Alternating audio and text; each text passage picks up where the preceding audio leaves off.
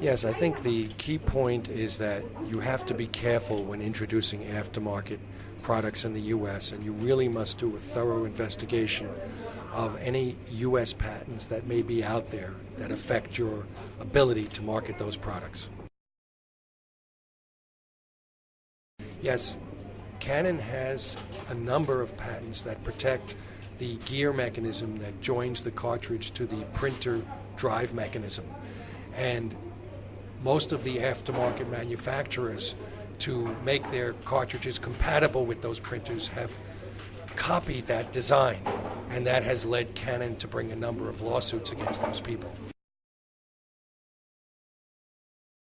My belief is that you are exactly correct, that what they want to do is stop the aftermarket for these cartridges so that they can get their higher profits on the sale of the OEM aftermarket cartridges.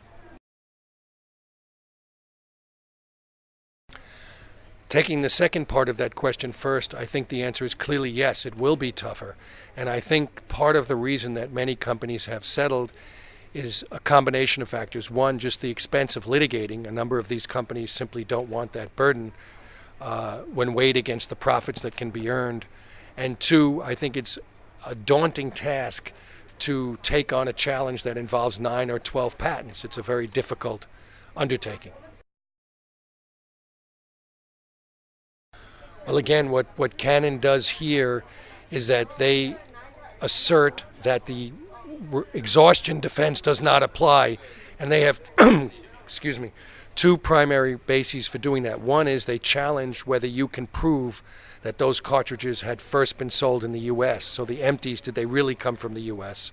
And two, they have patents that cover so many aspects of the cartridge that even the repair can sometimes run afoul of those patents.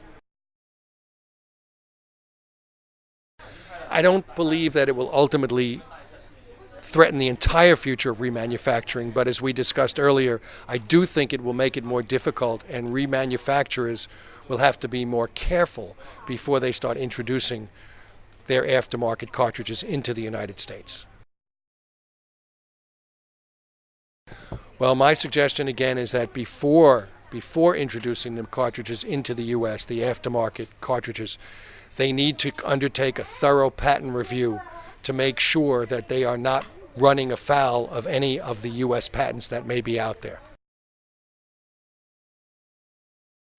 I'm frankly quite impressed by the conference. I never expected this scope of turnout, and I think it's a wonderful thing that the aftermarket manufacturers in particular are starting to educate themselves and come together as a group so that they can take on these issues, because that's, I think, the best way to move the industry forward.